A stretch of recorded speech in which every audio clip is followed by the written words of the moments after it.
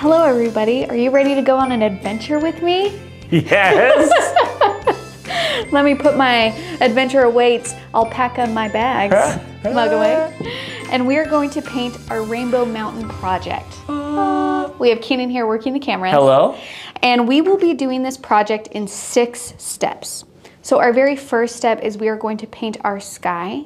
Our second step is we are going to put in the dark magenta areas. Our third step is putting in the rest of the stripes within our Rainbow Mountain. Our fourth step is we'll paint our back mountains. Our fifth step is we will put some texture and foliage on the area. And our sixth step is we'll put in our fence and our people, our little hikers. Oh. Yeah. We are using 5 colors for this project. So our very first color is Dandelion Yellow. Our second color is Magenta. Our third color is Orchid. Our fourth color is Azure Blue. And our last color is Emerald Green. We also are using our bonus items in this project. So if you got our box, that's called Around the World. The bonus items are 2 Neocolors, and we have Night Blue and we have Golden Ochre. Cool. Okay, so we'll be using these in our mountains to get some really fun textures. I have my Holbein soft tape. I taped my paper down. I got my Butcher Tray palette. I'm gonna be using 4 paintbrushes in this project. Let me check that, make sure that that's 4? right. Yeah. Wow. 2, 6, yep. So we got our round 2, we got our round 6, we got our round 12, and we got our 1-inch wash, okay? Sweet. Now I have an outline with this project. I have already transferred it over using graphite paper. If you need help on how to do that, the welcome note in your box gives direction on how to do that. Also, I show it in a lot of other tutorials, so I don't think I need to keep showing it. No, you've got it. And there's a beginner series. Great. So now before we dive into this project, we need to do our oath. And I also wanted to let you know that this place that we're painting is a real place. And it is in Peru. And along this route, the scenery is dotted with alpacas and llamas. What? Hence the decor. How convenient. I know. And you guys know how we feel about llamas, so we're pretty excited about this. We love llamas. We love llamas. Okay, and if you guys don't know, people who paint with us, we call llamas because if you look at LMA, Let's Make Art, llama, and you make it a word, llamas. So we call you guys llamas. It is flawless logic. Sound. All right, well, let's do our oath and then we can get straight into painting. So I'm gonna raise my right hand and repeat after me. I promise to be kind to myself. I promise to be kind to myself. I promise not to compare my work. I promise not to compare my work. And I promise to have fun. And I promise to have fun. Thank you so much. I am so excited for this project. I think it is so fun. Okay. So I'm gonna start with step 1. We're gonna put in our sky. So I'm gonna want to wet the area and then drop in just some color. But the sky is not the main thing here, so don't stress about the sky. It's basically just us not having white paper. So I'm gonna take my 1-inch wash. I'm gonna grab clean water and I'm just going to wet the area. And you can overlap the mountains a little bit. Don't do it a ton, but just so we don't have any white areas. And then you can still use your 1-inch wash or move to your 12. I'm gonna grab a little bit of blue and a little bit of orchid and mix that together to get a richer blue.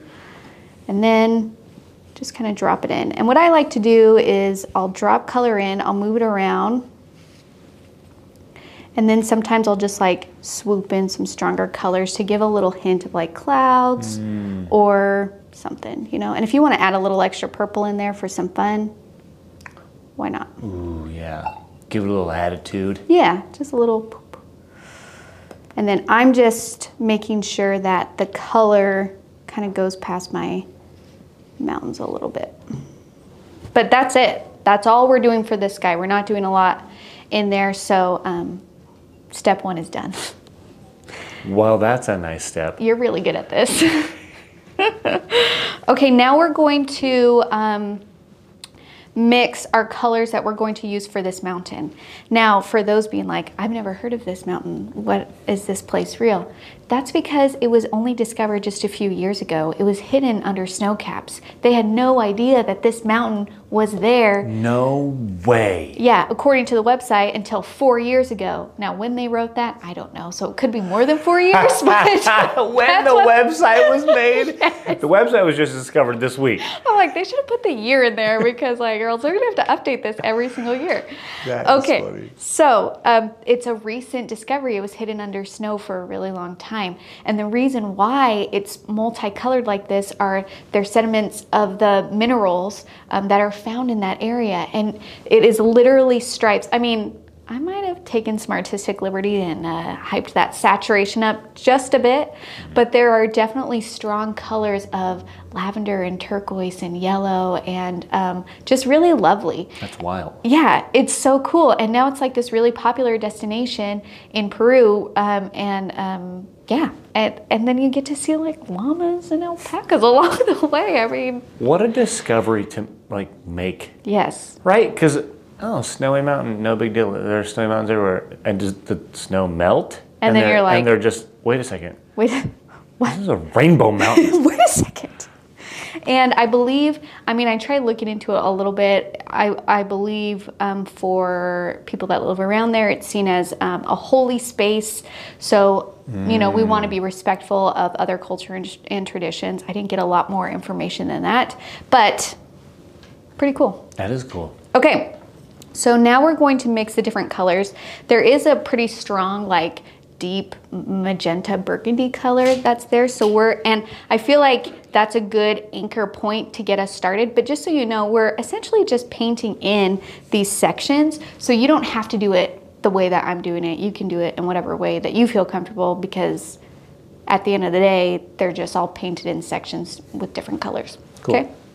But I'm gonna start with the magenta because it just gives me a good starting spot. So I'm gonna take my Orchid, and I'm gonna add some of my magenta, and I'm gonna add some yellow. And let's add some blue, and let's see what color we got here. Oh, look at that. A dark burgundy, wow, red magenta color. If you wanna add more magenta to make it more pink, you can.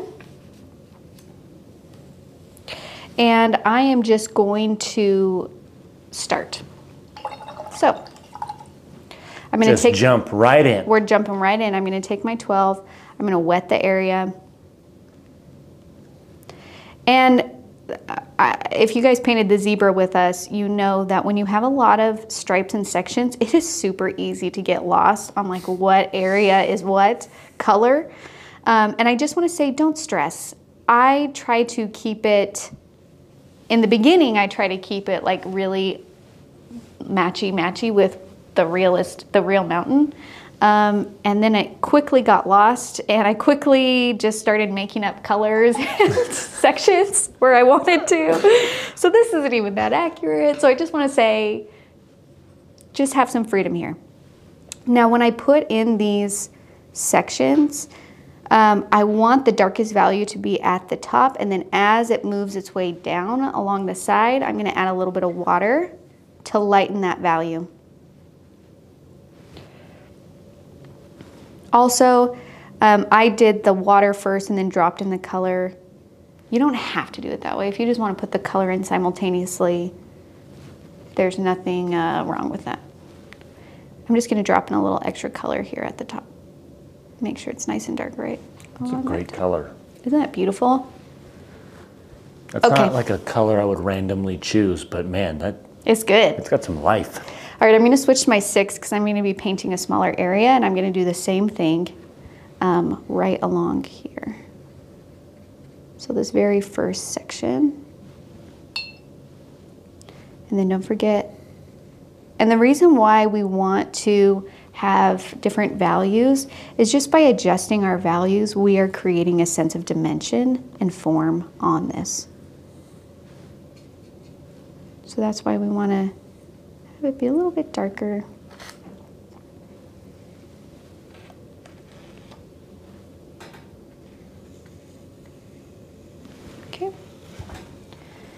And then I'm gonna go ahead and do this section right here. And if you gotta mix more color, go for it. I gotta do that a little bit. Have you seen this mountain? Is this the mountain you've seen in your travels? No. It's a goal. One day. One day. For real. I was just like, well, because we've talked about going to like Peru in that area before, but now I'm just like, priority. We need to make this a priority, please. Yeah. Especially to see a new discovery. Yeah. When it's only 4 years old, question mark. Question mark. Depending on when they wrote that on the list. Yeah.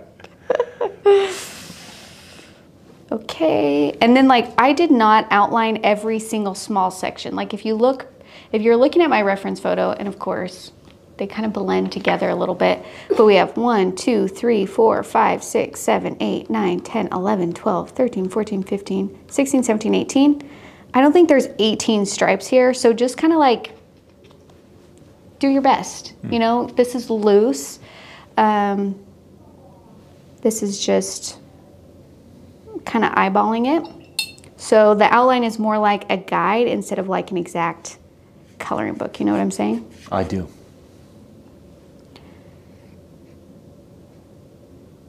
I actually look at coloring books, suggestions, you know, and then I go against them.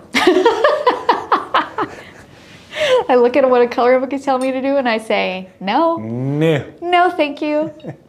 Okay, so that's a good starting point, and now I'm just gonna let you guys be free on how you want to paint and go in on this, but I'm gonna show you how we use the Neocolors. Oh, yes, please. It is so fun, and I actually really love the technique, and I try to figure out a way that we could have a project just using this technique, but I couldn't figure it out, so we're putting it within the project. So what I'm going to do is I am going to wet an area with just water, and then I'm going to use the Neocolors and kind of like sideways draw. Let me just show you. So I'm gonna do this section right here, this very tippity top of this section. I'm gonna use my 6 or whatever brush you wanna use, and I'm going to wet the area. Okay. And then I'm gonna wet this. I'm just gonna drop it right in my water. And then using the side, I'm going to roll it back and forth. Oh. And then depending on how wet the area is, that pigment is just gonna kind of move and bleed out. And sometimes it moves a lot and sometimes it moves a little, but that's not, we're not going for anything other than this. What even is that thing? Neocolors? Yeah.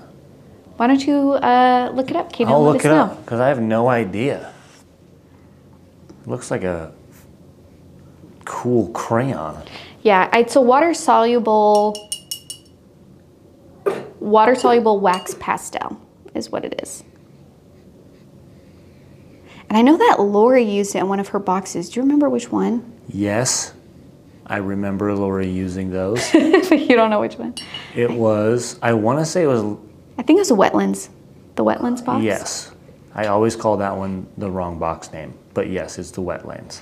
So as you can see, I'm really just rolling it back and forth, and I'm getting some interesting textures, and I did that across the whole thing, up and then back down. And I just love, I just want to show you on not this painting. You can do that in like a nice thick, so I'm just like, can they see this on the overhead? I just want to make sure. Yeah, let me switch. Okay. And I'm going to do it in the blue so it will show up nice and dark.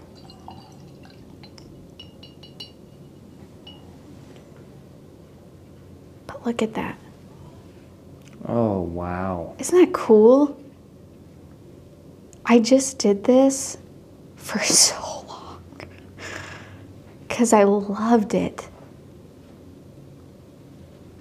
That looks like the inside of one of those rocks. A geode! That's what I could have done. A geode. This is why you come up with all the projects, Keenan. Had I known we were using Neocolors, You're the idea man. I have a plethora of Neocolor projects in my head. So I wanted to bring a little bit of how interesting and fun this is to this project. The tricky thing is that these sections are much smaller, but like if you want a time to just feed your creative soul and you just have 5 or 10 minutes and you know, it's not about the full project, literally play with this in water. And it fills up your cup. You know what I'm saying? Oh yeah. Okay, so fun.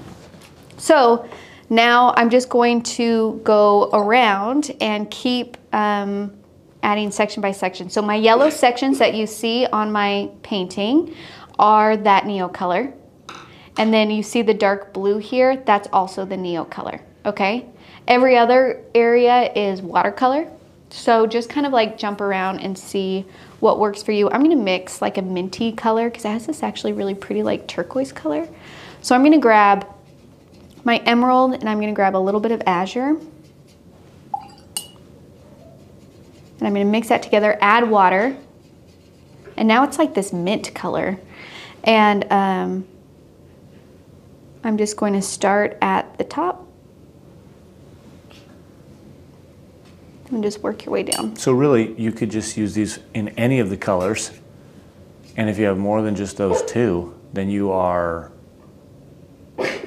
endless possibilities. Endless possibilities.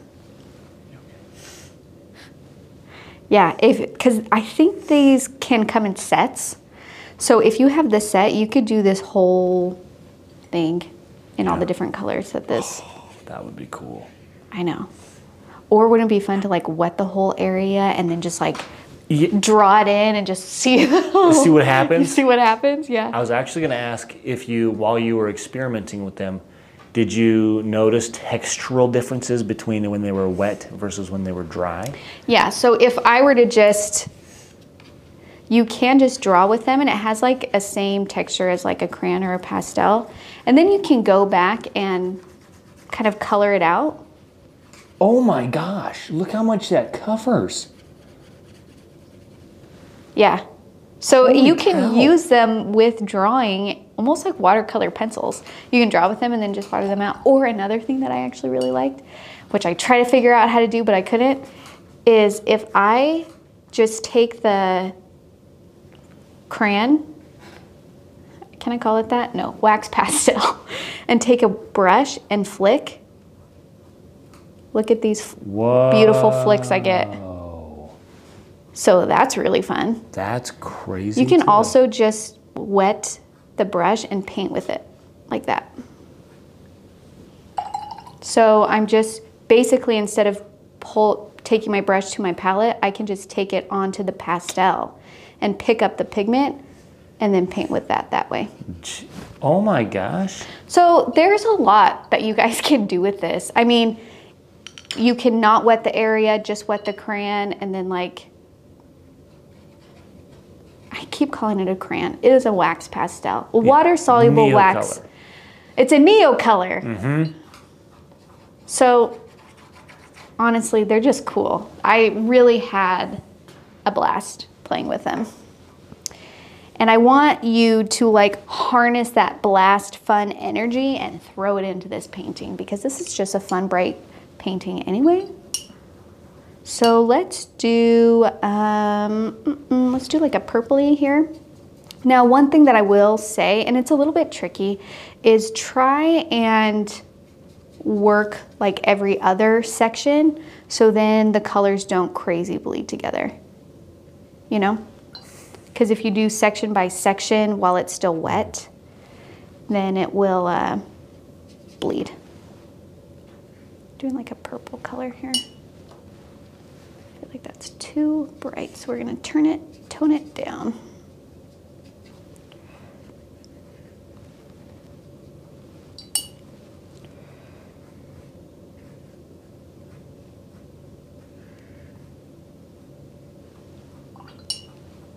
Then remember to add your water.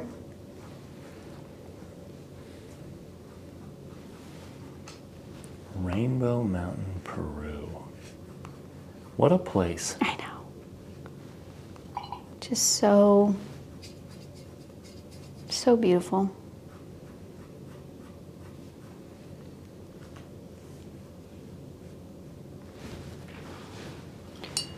So now I'm just kind of just going for it.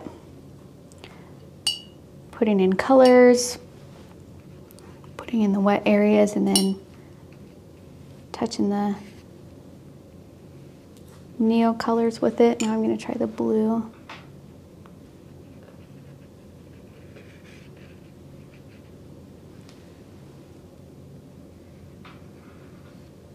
Yeah, so this says, the question was, when was Peru's Rainbow Mountain discovered? Yeah. They were discovered around 10 years ago. This is June of this year. Okay. Or excuse me, of 22. Uh-huh. And it says the exact date is unknown, but most agree it was between 2012 and 2015 that it caught international attention. Okay. So it's not old. It's knowledge, not old. You know what's funny is like, I don't know, I honestly don't know how I stumbled across this subject, but I thought it was perfect for this theme. And it was funny because when I was telling people about it, I'm like, yeah, I'm gonna paint the Rainbow Mountains in Peru. They're like, I've never heard of that. I'm like, it's a real place. They're like, I don't know how I've never heard about it. So like this whole time in like meetings, I've been talking about these things and people are like, literally people have said, I don't know how I didn't know about this. Yeah. You know, like I think they probably thought it was a little bit making stuff up. Yeah, like which Dr. Seuss book did you get this out of? I'm like, they're real. They're a real thing. Is there a Rainbow Bridge 2, Sarah?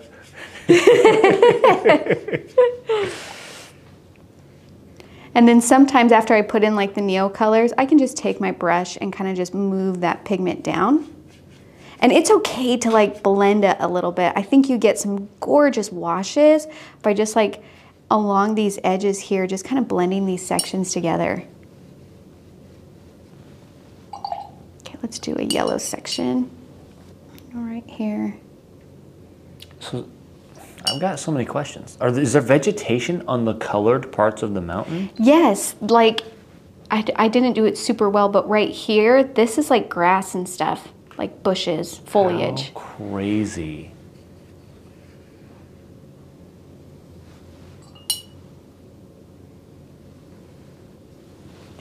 Okay, wet my Neocolor. I feel like wetting it beforehand makes the pigment like easier to kind of come out. But that's just me.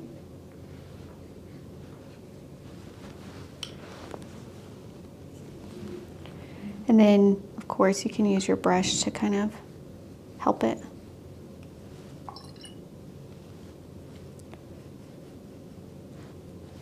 I think I need a little bit more turquoise color. And if some of the sections get a tiny bit muddy, it's not the end of the world. We're okay with there being a little bit different variation in this, and I think I'm going to do a blue area back here. It says that locals still go. They return to Rainbow Mountain for daily worship. Really? Yeah, daily worship and to give offerings. Wow. I know.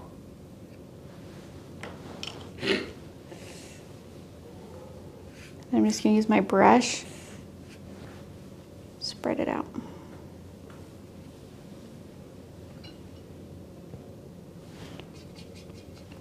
Maybe a little hint of magenta here.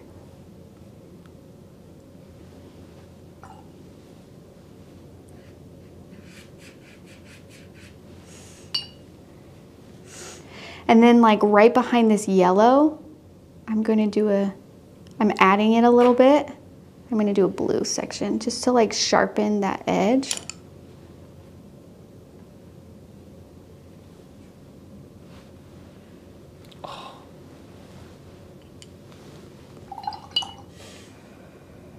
I feel like I think I'm gonna try something. I'm going to do like an orangey section right where here, where I'm gonna combine the magenta and the yellow. Let's just see. Let's just see what happens. Yeah. I think it just naturally bled together when I painted this, but I wonder what happens if I do it on purpose. So I'm gonna mix a magenta color. So I need some fresh. And by magenta color, I mean like burgundy. Magenta, blue, yellow, more magenta.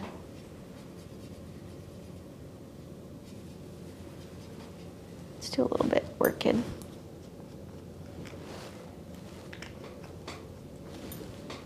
Oh no. Oh dear. Oh, gone. Oh wow. Thanks, paper towels. Thanks, paper towels. Thanks, Bronny. Okay, I'm going to do another magenta section. And then I'm gonna just spread it out using water. And then I'm gonna add yellow. Let's just see what happens.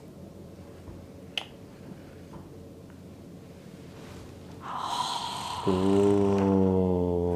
Cool.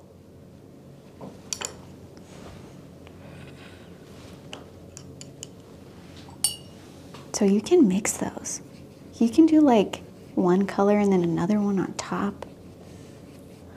Yeah, we don't know what those minerals are doing. Yeah. And in our world, they're doing what we want them to do. Just gonna darken some of the values up here.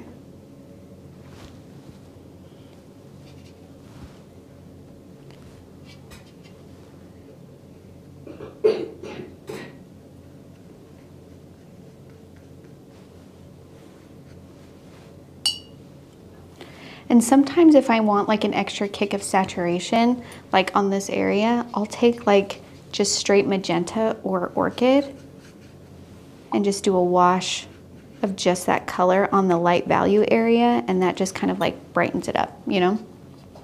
So on any areas that you want to just like really go crazy with color, you can do that.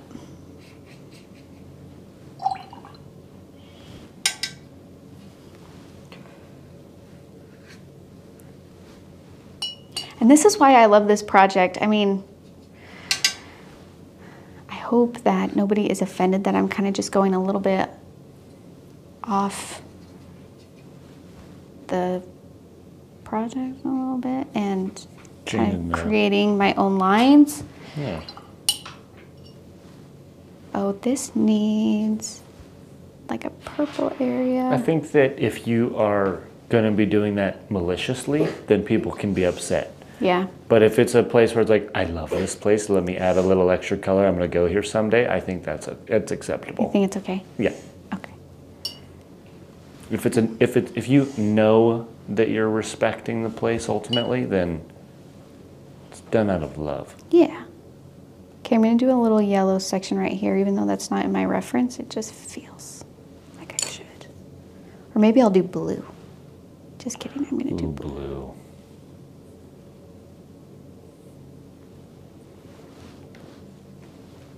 And I can take my brush and help it kind of move out. I'm going to do another purple section here.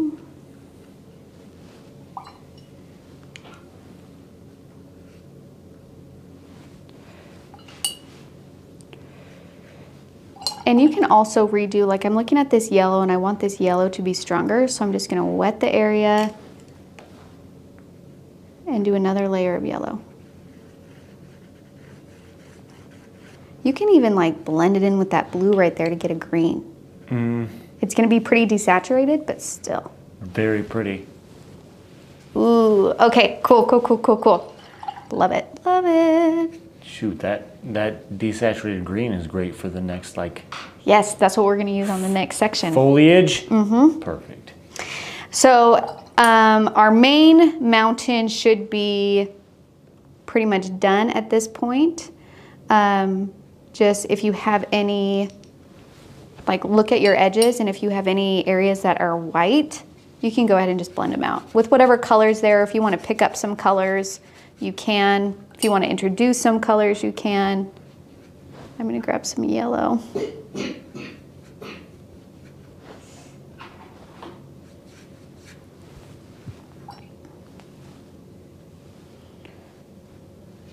Like that minty color.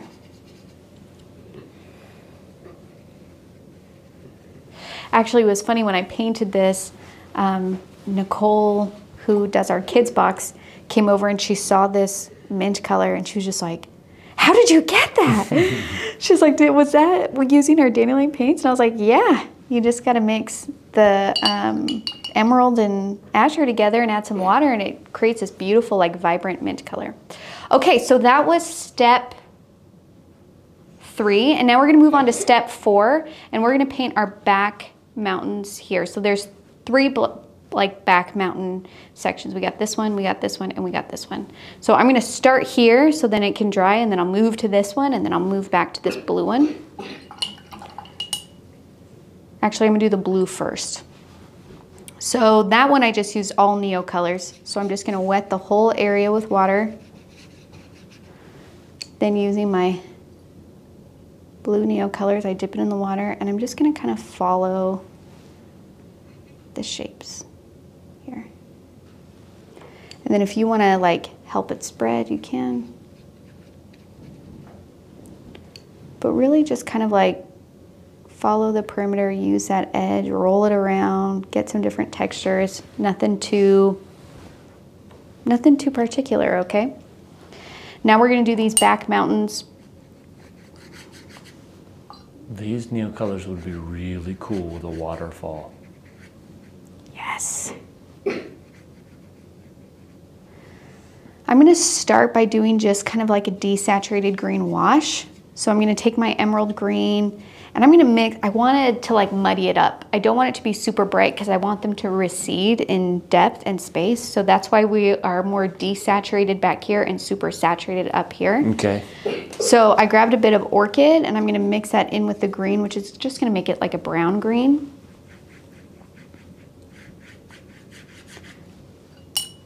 I'm just gonna throw that in there. I guess you actually kind of answered the question that you made happen in my head, but when you do a landscape and you want to portray distance, you do things at a lighter value. But when it's rainbows and it's vibrant colors, you just desaturate. Yeah. That's how you get that lighter value.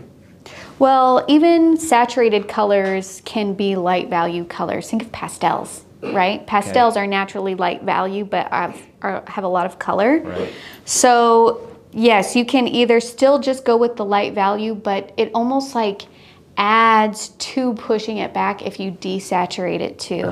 Because it's, I don't know if it's necessarily, and I'm trying to like, I wish I had an example that I can point to make sure. I don't know if it's a rule every time. But for me, it's more like, what tools do I have to pull the focus in on what I want the viewer to look at?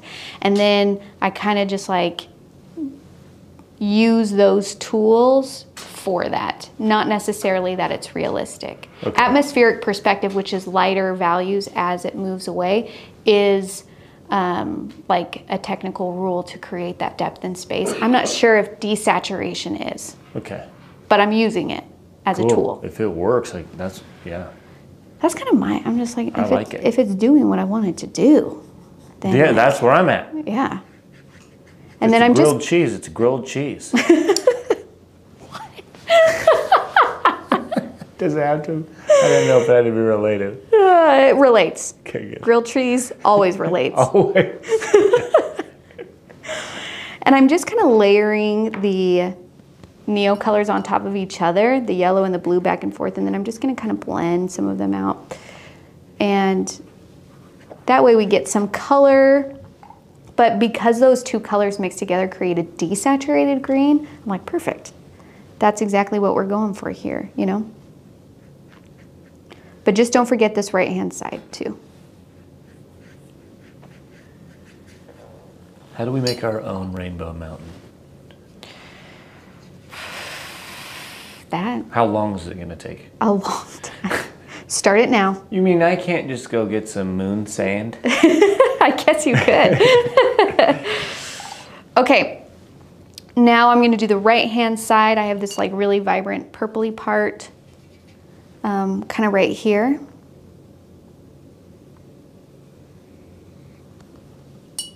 And I'm just using my 6. You can use your 12. I would not suggest your 2 just because that's a really tiny brush. I'm gonna darken it, push it back a little bit. Well, I'm just thinking about this. The like atmospheric perspective rule of like as things move away, they get lighter in value. That is true, but it also depends on the light source, because sometimes if things are like silhouetted, you know what I mean? Like the darkest would be in the front. So, oh, interesting. I think the important thing in terms of like having something in the foreground, if you really want to communicate that something is in the foreground, what you want is contrast. The lightest light and the darkest dark, it will automatically next to each other be a huge focus point in your painting. So if you want something to be like the center of your painting, look at the level of contrast that you have. The second thing is the level of sharpness or focus. That's why if you look here, like we're kind of loosey-goosey back here, but for our people in the foreground, we want detail. We want those to be sharp lines. Okay. Okay? Yep. And I'm just gonna keep, you can use whatever color you want for these sections. Get that, like, try and get that minty color if I can. All my colors have kind of bled together. By each other. Yeah. Ooh, that's pretty. And these ones, I'm okay if they kind of blend together. So I'm just kind of just painting them section by section, staying within kind of cooler.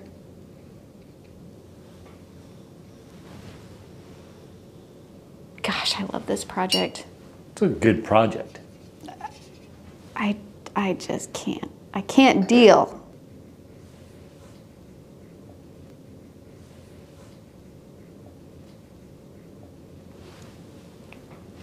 Okay, that feels pretty good. And now what we are going to do is I'm going to put in my foreground, which is this yellow section, and then I'm going to put in some foliage. So for my yellow section, I'm using my Neocolors, and I'm going to use just water.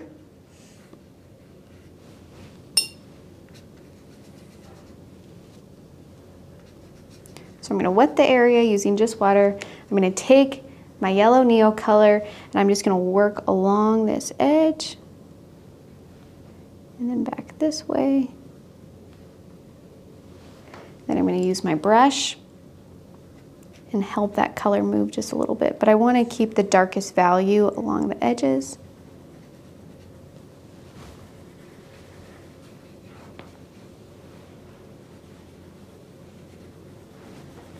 We don't want it to be white, but we want it to be a light yellow right here. So then that way the people show up pretty good. I love that color. I know, isn't this golden ochre? Yeah. I mean, I'm a sucker for ochre in general. That's a great color.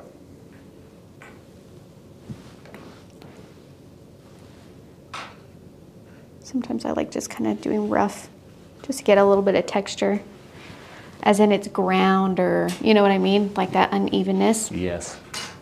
Okay, now I'm gonna do some foliage. I feel like I succeeded in my wanting to make it desaturated. So I wanna put a little bit more color, just not a ton, but just a little to brighten it up. So I'm just gonna do an emerald wash here. Okay. And then now we'll go in, and I'm gonna mix a dark green. So what we can do is we can take emerald and pick up some of this midnight blue color, or night blue.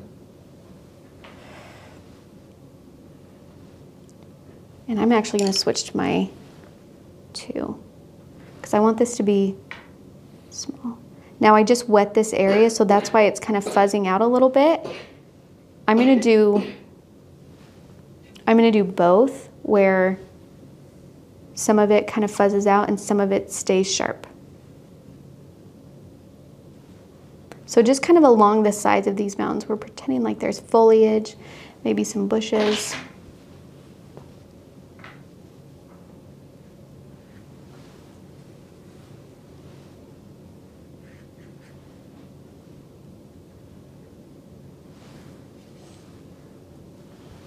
Just kind of bring in some life to this area, just with some rough textures and little details.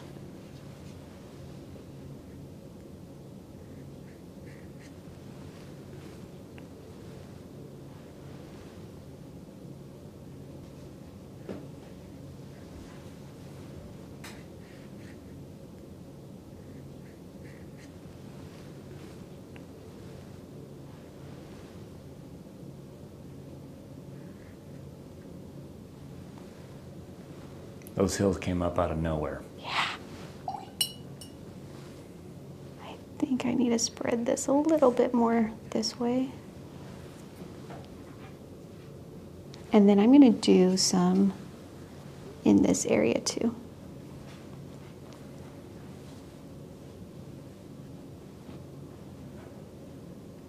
Again, I'm just taking some, picking up some green, touching my paintbrush to my Neocolor, the blue one.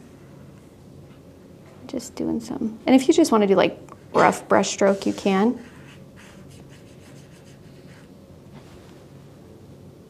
Cool.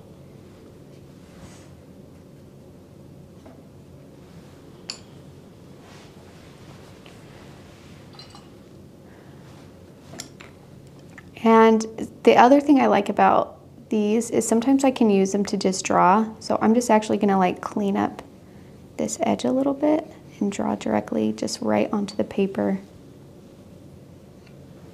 Like that. Maybe I can do that. Some of these over here.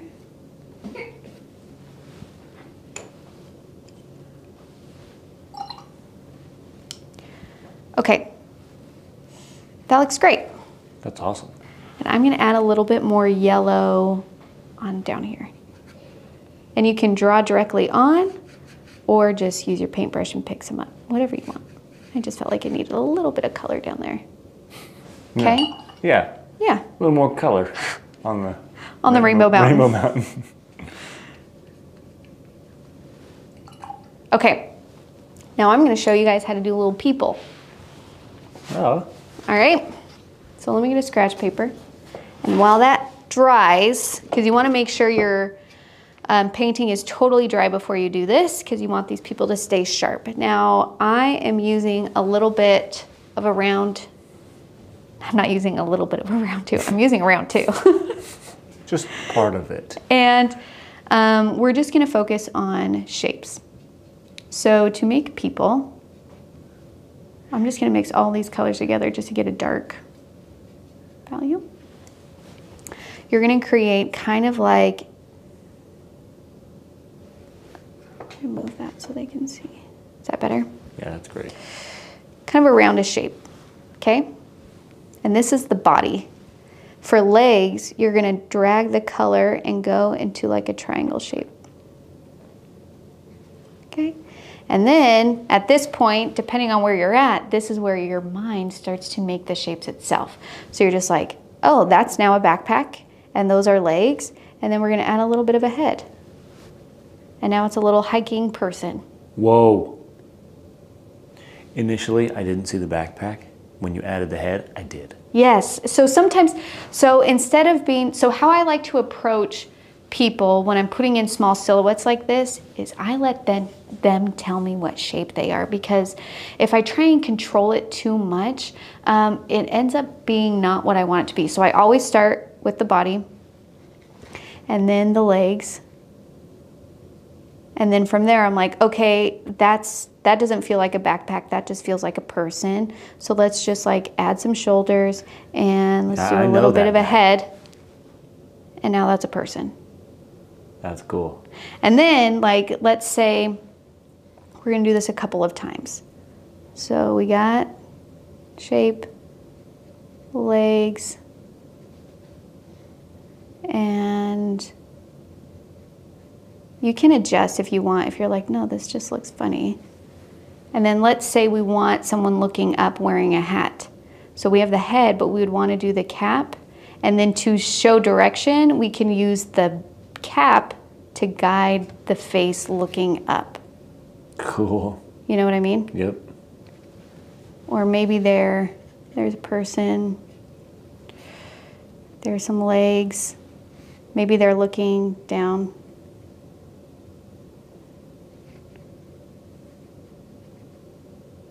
On their phone. Selfie with the Rainbow Mountain. You know what I mean? And this is why I actually wanted to do little figures on this, is because hikers are funky shaped because they have bags and they have big coats and they have hats and they have all of these things. And whenever there's bulk, we have more room and freedom to have funky, weird shapes, and it doesn't have to be like this perfectly silhouetted figure. Thank you. I've been saying that for myself for years. Listen, bulk is okay, Keenan. Just wear a bag so no one actually knows what shape you're in. Are you hiking? No, why do you ask? Well, why are you wearing a backpack? Don't ask questions. It's just like, what size are you? Can't tell because I'm wearing 5 backpacks all around me. Always. Always. Are you pregnant? I don't know. You should see my desk. So, okay, so that's pretty, these are large figures. So we need to go about half the size that we have been painting for this project. Oh dear. So we're gonna go. Does that make it easier? No. Oh. No. Thank you for answering honestly. You're welcome. But they're gonna look like that. The first human that you painted for us actually made me think of a childhood memory. Yeah. From the movie Iron Giant. Oh, yeah. Do you remember the scary movie that Hogarth was watching when his mom was at work? Nope. Okay, well, it was a horror movie, and these little brains were coming to life and jumping out of their canisters, and it looked just like one of those brains. And My person looks like a brain? Yes. Thank you. You're welcome. Thanks, Keenan. It's a backpack. Always it's a boosting bulky, me up. It's a bulky backpacking hiker silhouette, Sarah. It looks great. So when you go to paint figures, our go-to is to draw the outline of the figure and fill it in, but I have found that that is actually not the way to do it. You want to start from the inside and go out. That's why we start. So it's not like I'm like, oh, a person standing, head, shoulders, arms, Knees and toes, feet, and then fill it in. You know what I mean? Like, you want to just go for it. And if it's easier for you, and I watched actually a few different tutorials on how people approached figures, and it was kind of split between how people started. Some people started with the body, and a lot of people actually started with the head. So if you want to start with the head first, you can do that. Just a little oval, and then you put the body, and then you put in the legs. Cool. I like the backpack ones a lot. Yeah, I think it's helpful because we're hiking. And then also I think about how people are walking and moving. Like, are there some people that are maybe sitting down? Oh. So if they're sitting down, Is there a bench over there? Is there a sign talking about it? Yeah. Just put a head on that sign. Boom, human. Let's say this is the body, and then think about the legs. Like if their knees are up, a little head. Maybe they're looking that way, you know, like. Oh, yeah. How can we? That's so crazy. Or, you know what I mean? Or is it just their back to us and they're sitting on the ground? Yeah. Little head. Cool. So practice this a few times, play with it. Just know we want to be a little bit loose, and this is gestural. We're just doing the hints of movement. And so don't get too caught up in it that you're just like, this figure is weird. Yeah, they're all weird. Yeah, they're hiking. They're hiking. Of course they're weird. They chose to wear a big, heavy backpack. And then when you just throw in a little bit of a shadow in there, just grounds them. What? How are you adding more to these human shapes? So now they look way more three-dimensional. Totally. Yeah, shadows, man. This should be a logo for a hiker group. Sort of a biker group. This is a hiker gang. What are you talking about? Okay, so go smaller when we put these figures in. Let them inform you. Don't go in there with a plan of being, I'm gonna have exactly 7 figures and these 3 are gonna be sitting down and that one's gonna be sitting. Let go. Start to put in the shapes. Let your mind look at what it's seeing and say, what can I do to like help what I've already created instead of forcing it to be something that I expect it should be, okay? Cool. That is tough. It is, but you guys can do hard things. So, and then on these figures, I originally started with them just black, but then a couple of here, I added a little bit of color. It's up to you what you want to do, but I'm just gonna scarily jump in.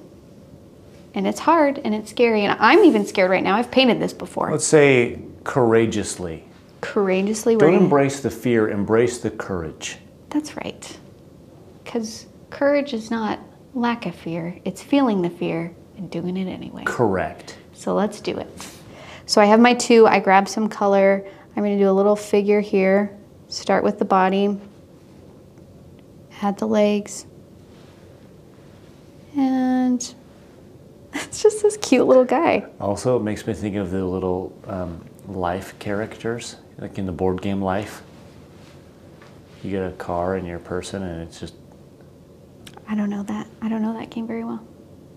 Sorry. It's okay. I can't relate to your experience. My memory.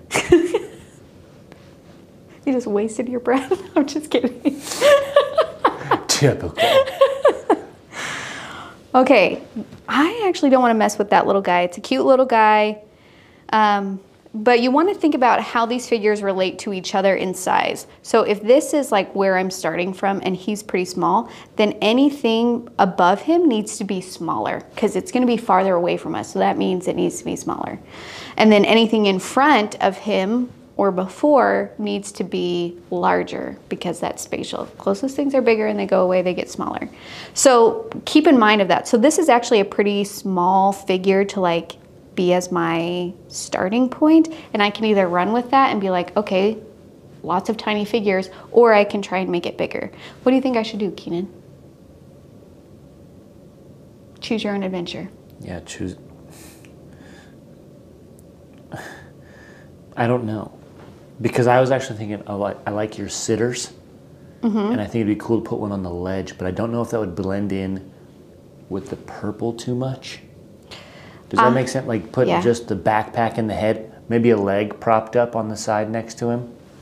That would look weird. That's where my head was currently at. What if this is a kid? Oh, yeah. I can just turn that into a kid. Yeah. Kids are just smaller. Child hiker. Child hiker. Should we try it? Yes. Let's see.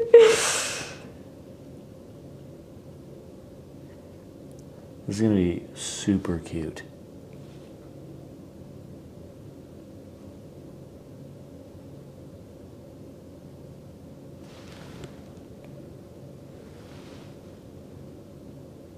Two people hiking. Wow, that's cool. Okay. We're just gonna keep on going. So then, okay, so if that's my child, and this is my adult size, that's now kind of the measure. Then moving forward, this needs to be smaller. And let's have some over here. Maybe I'll do this, and maybe this is where someone is sitting. It's just too far away to get a lot of detail on the sitter. You know what I'm saying? Yes. But I could try. try. That makes sense now, because I just thought it'd be neat to have a chilling on the ledge. But if someone is sitting, then the person next to it would be taller, right? True. And let's do smaller out here. And sometimes these eventually just turn to little dashes.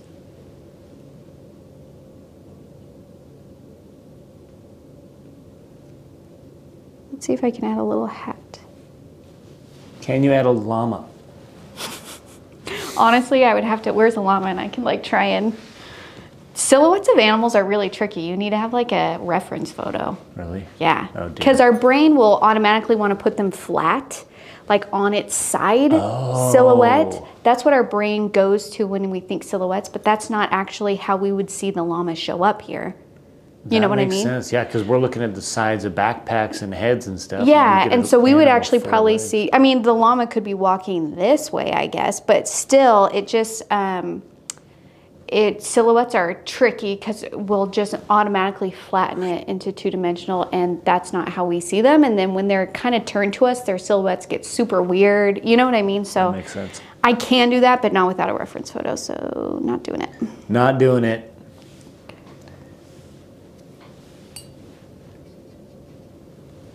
Let's do the bigger person here. The head, legs.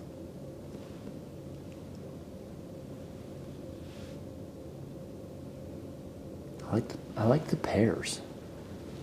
Yeah, think about how people, should I do like another person here? Yeah. Head. Yeah, because I wouldn't necessarily, I would probably, I don't know that I would go hiking. But if I were to go hiking, I wouldn't go alone. Yeah. So we got some friends. Yeah. So we got some groups, and then to add the shadows, you just want to make sure that all the shadows are going the same way. So I'm going to have them going angled to the right. So that needs to be true for all the people. And I'm just going to pull the color. So I'm just using a damp brush and pulling the color that's already there.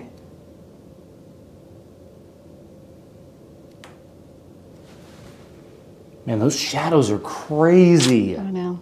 Something so simple can really do so much. Now we just need to add the little fence posts.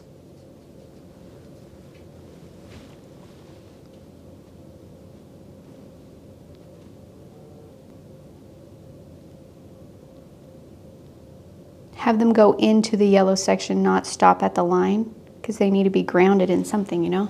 Oh, that makes sense too. And then they also have shadows.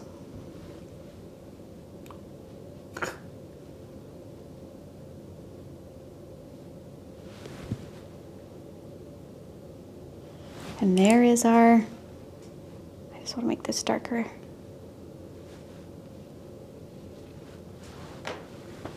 There it is. There's our little people, hikers. And I know that we were focusing on like backpack and wonky shapes. So if you're, and really embracing that, and if you're just like, cool, cool, cool, but what if I want to do shapes without the backpack? Then just go for a more slender, round circle when you're starting the body. So just play with that. Play with different ratios between the upper body, the legs, and the head. And I mean, have you looked at people? We all come in different shapes and sizes, and it's not bad. It's actually wonderful, and it's in line with nature. We don't look at flowers and be like, well, that flower is a little bit more purple, and I don't like that. No, we're just like, that flower is more purple. Yeah. What a beautiful flower. So like some people have longer upper bodies and a little bit bigger belly. Some people have wide hips. Some people have small heads. Like I have a little bit of a small head. You know what I mean? So just don't get too like stressed out about it. Play with the different shapes and sizes that we can get. Embrace it. Let it tell you how you can turn this into a figure. Let it tell you the direction it's looking and that kind of thing. And can you do one weird one? What do you mean one? Might be a challenge. Okay. Let's say there's a couple buddies, a couple brotes out hiking. Yeah. And one of them's like, I'm gonna race you to the top. Yeah. And he won. So he's doing one of these. Fist in the air, he's fist pumping. He's like, I just crushed you guys. Can we get a fist in the air, Sarah? I don't know, let's see. Let's see. So we got a body. And I'm trying to think of, so it'd be like. He has full range of motion in his shoulders. He's younger. No surgeries yet. But there it is. Head. No, because it looks like this. I don't know if I could do this, Keenan. No, I believe in you. Let's try it again. So we got the body. I'm going bigger. Because babies, their hands stop at the top of their head. Yes. But humans, I mean, Little Look how thick that arm is. It's like the size of he earned it. If he's got big guns, good for him. That's what maybe he's looks layered like he's up. Doing this. Like the... He is. Well, okay, do a fist pump for me. Okay. Elbows at like top of the head.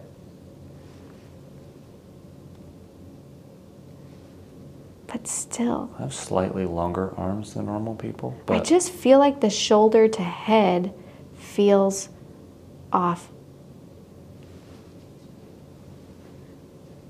And... Are you drawing my bicep? Do I need to go to the gym?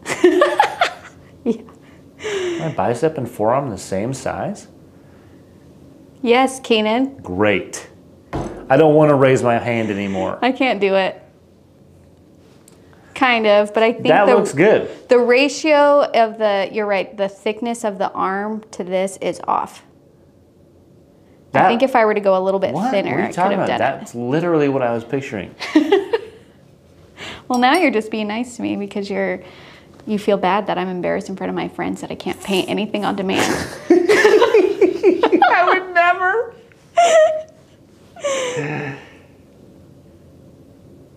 I don't know. That's great. There we go. That's literally what I was picturing. I couldn't do it tiny.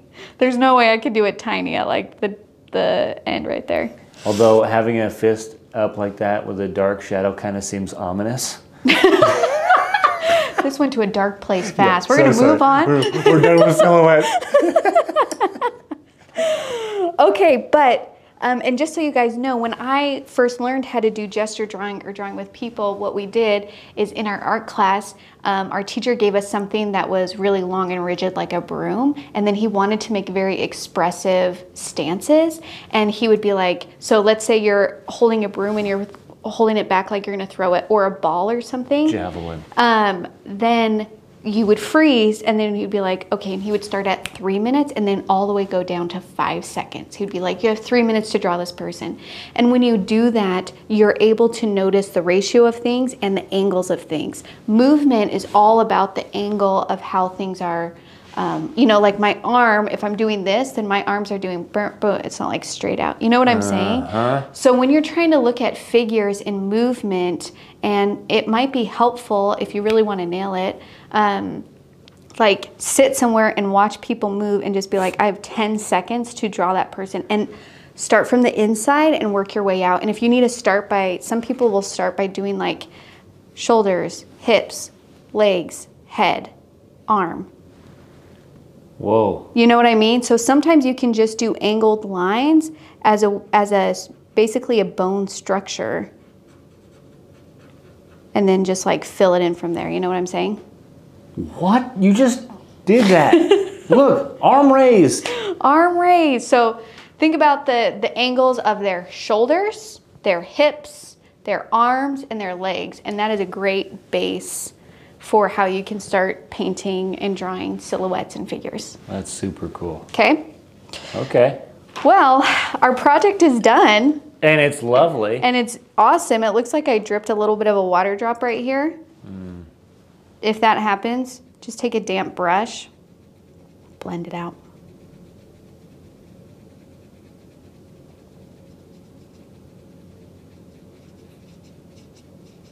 Over and over again. It's a stubborn spot. Till it's smooth. I know it's because I let it dry. If I were to just do it right away. Cool highlight now. Yep. Should we untape it? Oh, yes.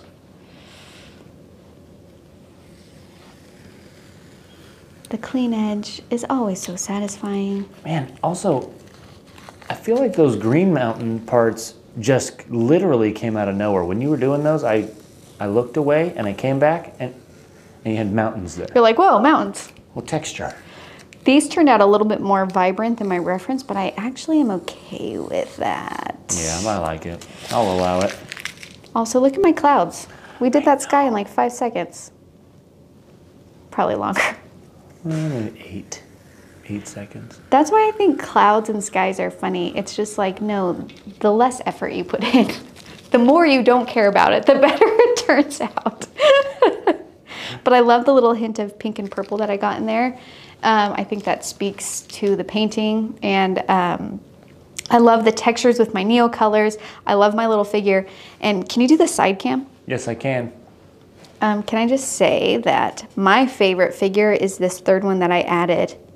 Because doesn't it look like they're crouched down looking at the little kid? Yeah, like being like, hey. they're looking. Yeah. Yeah, what do you think about that color? Yeah, wow, little look buddy? at that. Oh, wow. Wow. Or, why did you not bring your snack? We have to go all the way back down the mountain. There is no bathroom here. There is no bathroom. That's more realistic. Absolutely. Dang it. Okay. I had a great time painting. Keenan, thank you for being here, and I'm sorry that your neck hurts. You guys, he really is in so much pain, so thank you for being a trooper and pushing through. Yeah. And I hope that you guys have fun with this. I can't wait to see. I hope that you paint little figures. I can't wait to see how they turn out. And share your work. We're on Facebook. You can tag us. Can you tag us on Facebook? I have no idea how Me Facebook neither. works. But we have a watercolor group on Facebook called Let's Make Art Watercolor. Join it, share your work, comment on other people, show interaction and support. It's really scary posting your stuff. And so when you see someone putting themselves out there, just be like, good for you. Yeah. You're so great. A good for you goes a long way. Unless, what if you were being sarcastic? Like, I painted this. Good for you. I do love that. Kind encouragement is always great and welcomed in that space. If you are on Instagram, you can tag us. We will share all the hashtags and stuff in the description. If you need any of these supplies, you can find them at letsmakeart.com. I hope you had fun with this. I sure did. And I hope you learned something about the Rainbow Mountains and you go and visit respectfully. Okay, have a nice day.